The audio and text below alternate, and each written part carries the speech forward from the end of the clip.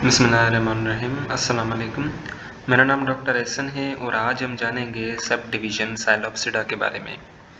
Okay, सो साइलोपसिडा इसको basically हम विस्क firm भी कहते हैं। ठीक है, this is the most primitive group of the living vascular plant. अब जो वेस्कुलर प्लांट्स हैं ना, वेस्कुलर प्लांट बेसिकली वो प्लांट्स होते हैं जिनके पास जाइलम एंड फ्लोएम मौजूद होता है। सो ये बेसिकली पहले ऐसे वेस्कुलर प्लांट्स है जिनके पास जाइलम एंड फ्लोएम मौजूद है। Okay, so this is the most primitive group. ये बेसिकली एक पहला ग्रुप है जिसके पास जाइलम एंड फ्लोएम जो है ना वो बेसिकली मौजूद है। Okay, including two genera. अब बेसिकली जो स्पीशीज़ होती है ना, स्पीशीज़ काफ़ी सारी स्पीशीज़ मिल के जनरा बना देती हैं। ठीक है, जनरा के लिए या जीनस के लिए। सो बेसिकली सब डिवीजन साइलोपसिडा के अंदर दो जनराज आ जाते हैं। Number one is the Psilotum and number second is the Mapteris. Okay, the Sailopsida was considered as a living fossil because of its apparent similarities to the fossil plant Rhynia. अब जो साइलोपसिडा है ना, साइलोपसिडा ये बेसिकली क्या है, एक living fossil है, यानी कि ये आज तक भी जिंदा है। ठीक है ना, और इसकी जो सिमिलैरिटीज है, इसका बेसिकली जो स्ट्रक्चर है ना वो सिमिलर है टू द राइनिया। और राइनिया जो है ना ये बेसिकली एक ऐसा प्लांट है जो कि एक्सटेंट हो चुका है। ठीक है, यानी कि ये जो है ना वो जिंदा नहीं है, ये बेसिकली दफन हो चुका है। और जो साइलोपसिडा है ये राइनिया से काफ़ी सिमिलर है। ओके, इसका जो स्ट्रक्चर है वो राइनिया से काफ़ी सिमिलर है। Psilotum is the only vascular plant where leaves and roots are absent.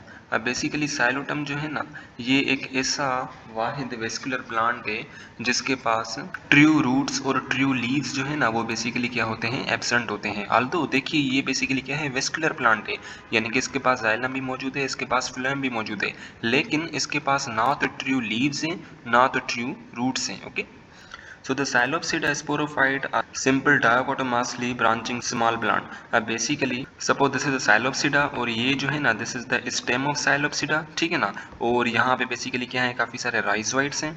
ठीक है, और बेसिकली क्या होता है कि ये जो स्टेम है ना ये दो में यूं डिवाइड हो जाती है। ठीक है, ये यहाँ पे डिवाइड हो गई और ये यहाँ पे डिवाइड हो गई। ठीक है, सो इसे बेसिकली हम कहेंगे डाइकोटोमाउसली। Die means to. ठीक है, सो ये जो मेन स्टेम है ना वो बेसिकली दो में यूं डिवाइड हो गई। ठीक है, और यहाँ पे क्या होता है कि इस स्टेम पे काफ़ी सारे ऐसे स्ट्रक्चर्स होते हैं। इन स्ट्रक्चर्स को बेसिकली हम कहते हैं इनेशन। ठीक है, इन स्ट्रक्चर्स को हम क्या कहते हैं, इन स्ट्रक्चर्स को बेसिकली हम कहते हैं enation.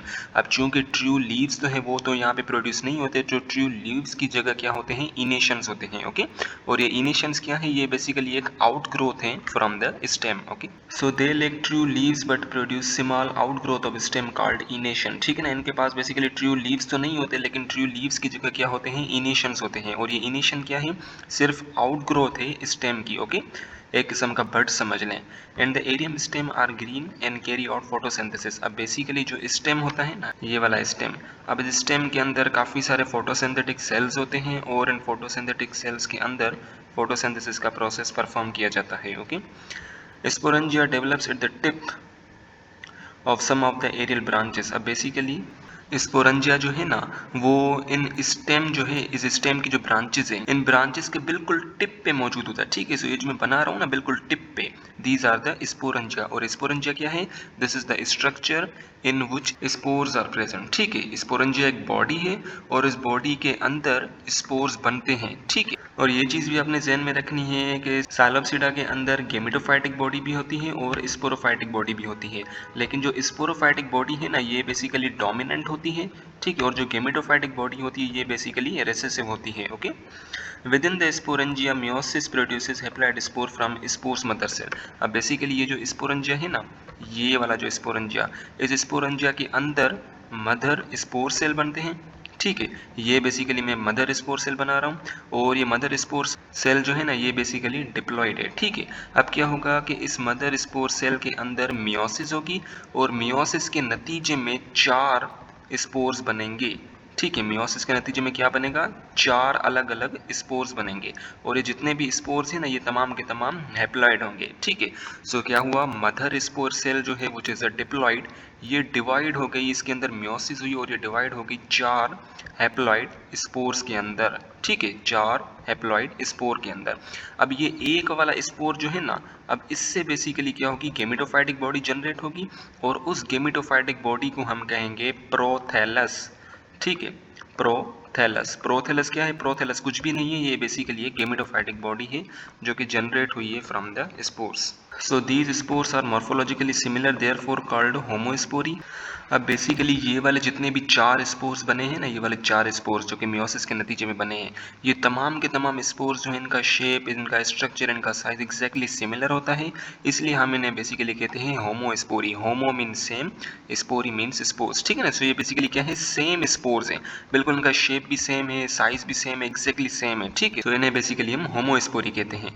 And the each spore germinate into a gametophyte of psilopsida, ठीक है ना। अब एक स्पोर जो है, इससे बेसिकली गेमेटोफाइटिक बॉडी जनरेट होगी और उस गेमेटोफाइटिक बॉडी को हम कहेंगे प्रोथैलस, ठीक है। इट इज वन और मोर डाइकोटोमोस्लिक ब्रांचेस, ठीक है। अब जो गेमेटोफाइटिक बॉडी जनरेट होगी ना, suppose this is the gametophytic body, और यहाँ पे भी क्या होंगी, जो मेन स्टेम है ये फिर 2 में डिवाइड हो जाएगी, ठीक है। यहाँ पे भी क्या होगा, डाइकोटोमोस्ली वाली सिचुएशन आ जाएगी, ओके।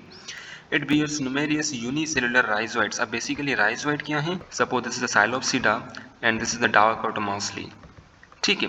राइजोइड जो है ना, ये बिल्कुल यहाँ नीचे बनते हैं, ठीक है। सो ये जो मैं थ्रेड लाइक स्ट्रक्चर बना रहा हूँ ना, ये वाले, सो इन्हें बेसिकली हम राइजोइड्स कहते हैं। और राइजोइड्स बनते कैसे हैं, बेसिकली जो बेस ऑफ स्टेम, यहाँ पे काफ़ी सारे सेल्स होते हैं, ठीक है ना।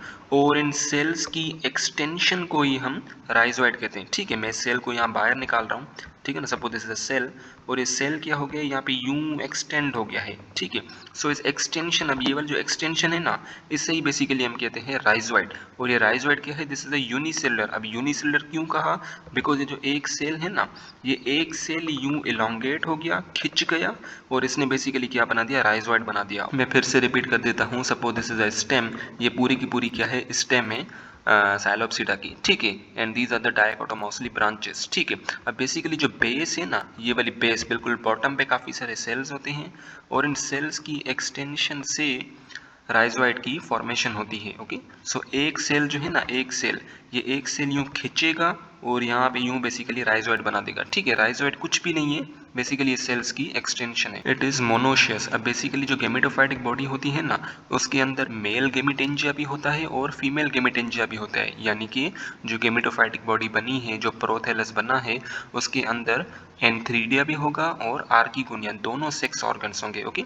The male sex organ antheridium and female sex organ archegonium are produced near the growing apex. अब suppose this is a gametophytic body, suppose this is a gametophytic body, and these are the dichotomously situation, and these are the rhizoids, ठीक है। Suppose this is a gametophytic body, और gametophytic body के जो stem है, इनके बिल्कुल tip पे क्या होंगे, काफ़ी सारे सेक्स ऑर्गन्स जो हैं, एंथ्रीडिया एंड आर्किगोनिया, वो बेसिकली डेवलप होंगे, ओके।